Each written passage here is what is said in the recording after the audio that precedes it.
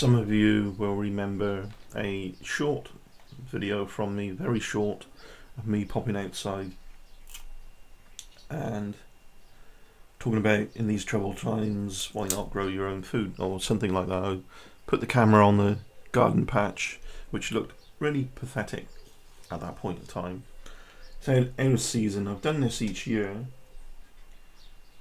I've put peas at the bottom of the garden because it's on a slope and water can run down. The ground seems to be deeper there as well.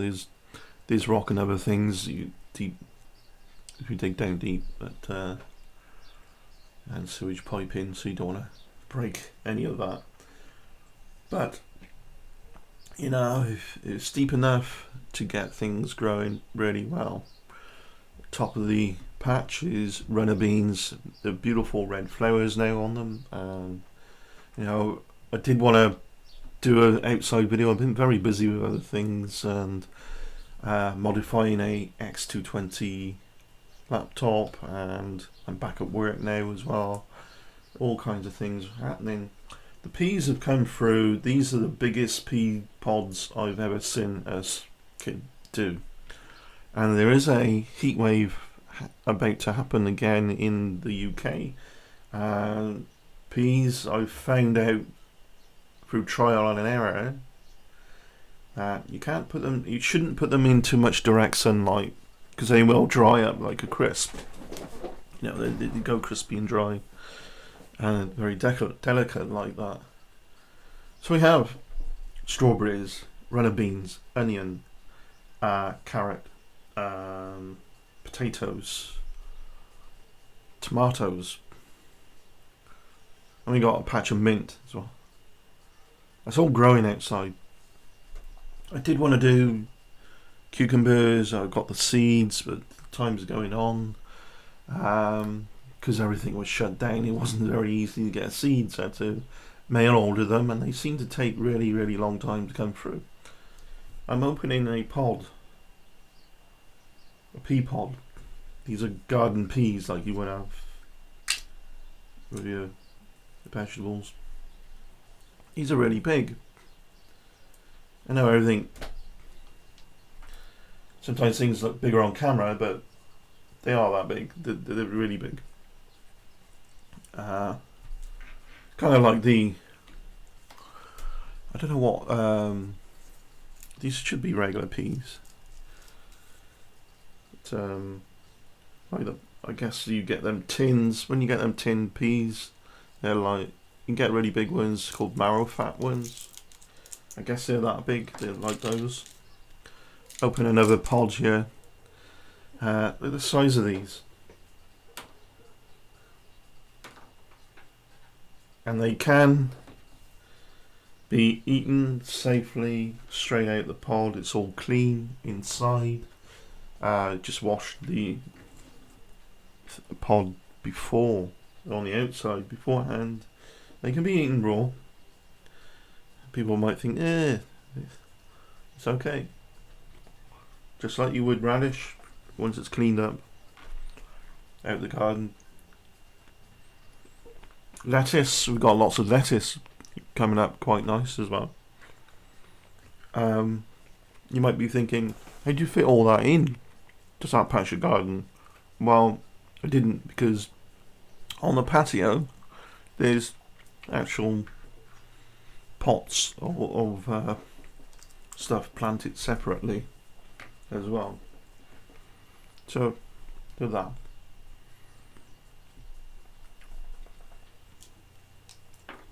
It tastes real nice as well. These can go together with a salad, or you can cook them with your Sunday roast, whichever. Traditional Sunday roast is a thing in the UK. But you mix these with some lettuce leaves, the type of radish we planted. You can cut the leaves for that as long as it's clean, and they have like a buttery aftertaste. You can put that in.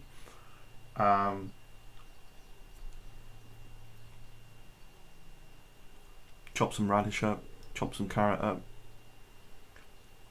And if tomatoes are not even coming yet, I think they're in flower, but they're too early. But you can imagine chop some tomato up there as well.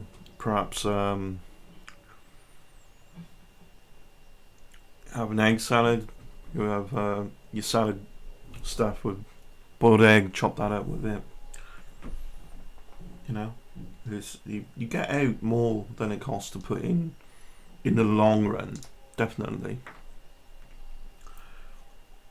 One seed, the runner bean seeds particularly, gives you several pods.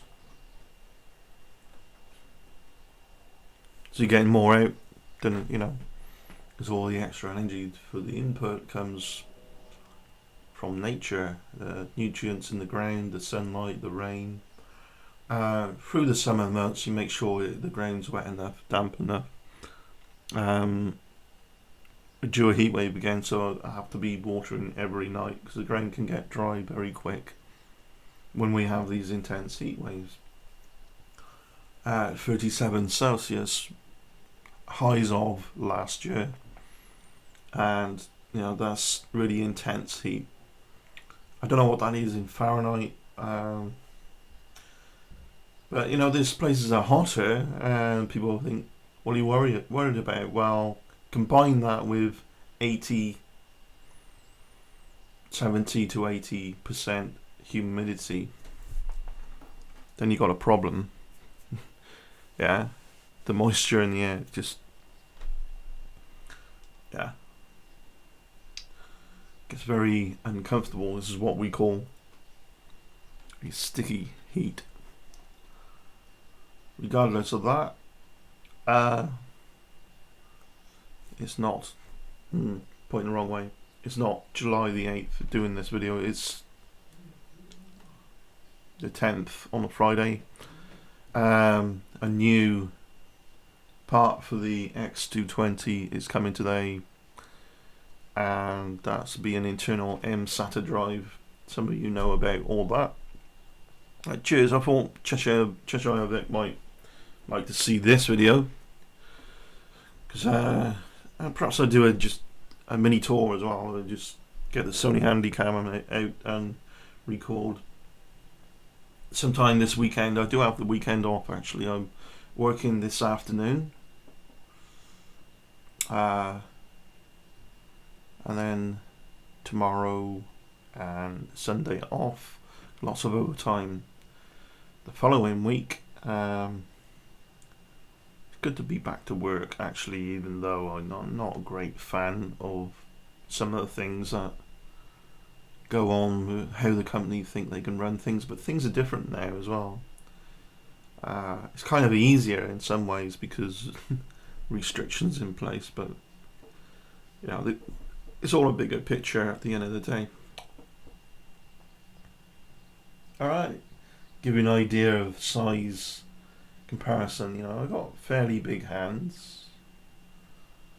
Well, maybe small for a man my size. That sounds terrible. That sounds personal. But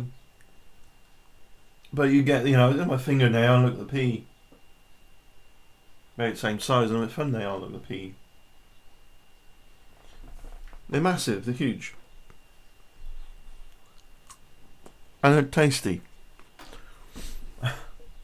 Thanks. I look forward to doing another video soon. I will be giving shout outs on the audio feed. It's a 24/7 audio feed, although today there will be some downtime because I'm installing the mSATA drive chip in that machine. So yeah, it will develop. It'll change. That some people might be been listening and think maybe it's a little bit repetitive for them because there's not a huge amount of tracks on there. That will change. There may even be some audio books that can go on there because of Creative Commons license, and they're okay. And I'll be doing short audio snippets of updates for Exploratory Minds, and shout outs to some awesome YouTubers out there. Cheers, bye.